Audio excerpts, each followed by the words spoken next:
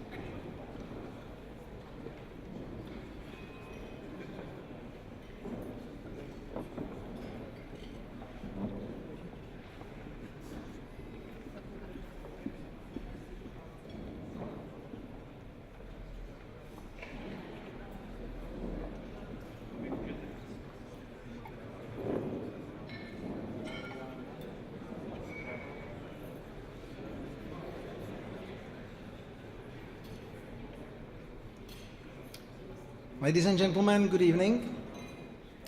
It's my pleasure to welcome you here all at the 14th Annual CFA Society Forecasting Dinner 2016, traditionally held at the Congress Hall of the Czech National Bank, former Commodity Exchange.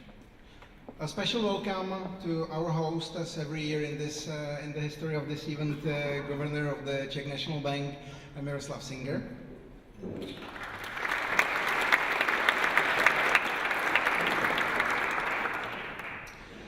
Since there is a lot to cover tonight, I would like to invite you straight to your starters so that Vyšehrad can handle all the courses without disrupting the main speakers, so bon appetit.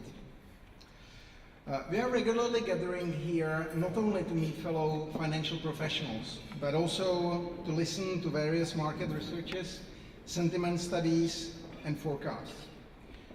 In a good tradition, to account for opinions and sentiment about the local trends and outlook, we have performed together with our PR partners, DBM and company Hertzmann, an exclusive survey regarding the Czech National Bank policy and the Czech economy outlook, highlights of which will be presented later in this evening. On global trends, in previous years, I've shared with you the highlights from the CFA Institute Global Market Sentiment Study. But today I would like to share a few slides from a CFA report called From Trust to Loyalty, a global survey of what investors want. CFA Institute has partnered with Edelman, a leading voice in measuring trust, to survey clients of the global investment industry on how we are doing and how we can improve. You may know Engelmann's annual Trust Barometer, which is released every year at Davos Financial Forum. Financial services historically have scored the worst in the index. And while that has been true also for 2016, we have improved significantly over the last 5 years. This is maybe not surprising given strong market performance over the period. As forecasts for the coming year abound, CFA Institute sought to better understand the mindset of investors and focus on actions firms can make to improve relationship with clients along the dimensions of performance, costs, client service, firm operations, personalization, ethics, and reputation. I will show you some part of the report which I find most interesting. The whole report is being published around today, basically it should be this week, should be out, and will be available in full from our web pages or from the web pages of the CFA Institute itself. As opposed to the Edelman's Trust Barometer, the CFA Institute survey is asking opinion from institutional as well as the retail investors, not the general public. as the Endelman Trust Barometer does. Specifically this year, they were asking about what people believe about the financial crisis occurring or happening in next 3 years. On the left, you can see the total institutional, which is about 500 institutional investors from all around the world. On the right, there is a sum and split of the responses by the retail investors from all around the world. You can see that the risk is perceived as not being small, though there are substantial differences across the countries. UK, US, Canada, mature markets on one side, maybe India, not surprisingly, on the other side, but France and Germany are kind of standing out, maybe expressing Europe's different view as to the expectation for the financial crisis to come in 3 years. Then another question, if the financial crisis comes, are the investment firms prepared to manage your portfolio through a financial crisis? Well, as you can see, there's not really a decisive answer to that. Pretty much both institutional and retail investors feel that it's kind of half and half or 50-50.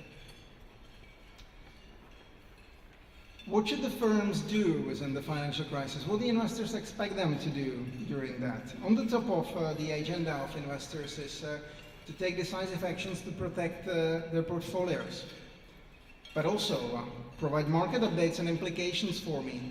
That's about communication. Communicate regularly with me about my portfolio and the implication for it. Overall, and that's coming from the answers to also other questions, the suggestions are control what you can control. The clients fear the unknown, and they would like to be managed through their issues by the active relationship management and proactive communication. Share your plan and produce one if you don't have it, actually. Investment firms must let investors know how they will be handling the situation when the crisis really comes, and that's really expected, and time is of the essence. Investors want and proactive, prompt, quick, accurate, and to the point communication from their investment professionals. Now, an interesting part on future versus technology. Maybe not surprisingly, younger people are more inclined towards relying in 3 years' time. This is not only as of today, but they expect in future that they will be more reliant on the technology as opposed to humans, providing them with advices and taking them through the investment situation. Again, older people, not surprisingly, are more reliant on humans. But what is also interesting is when you look at the split by the countries. Again, mature markets, maybe not surprisingly, more relying on the senior professionals, helping them to navigate through difficult situations and managing their investments. But what is interesting to me is the proportion, where you can see the India, China, Singapore, Hong Kong at the opposite side of the graph, where the reliance or trust into humans' advices or human advisors' involvement are much smaller by proportion compared to the developed markets. No doubt that the trend is towards robo-advice. It's meaningful. It's coming quickly. But first point: use technology to help you and your clients. Some parts of the process can be certainly automated and help to the process. Cost savings can accrue to both firms and clients. But exactly a lack of trust is how this will be shared could be the part of the profession's opportunity and the challenge. Second, focusing on adding value where humans have an advantage.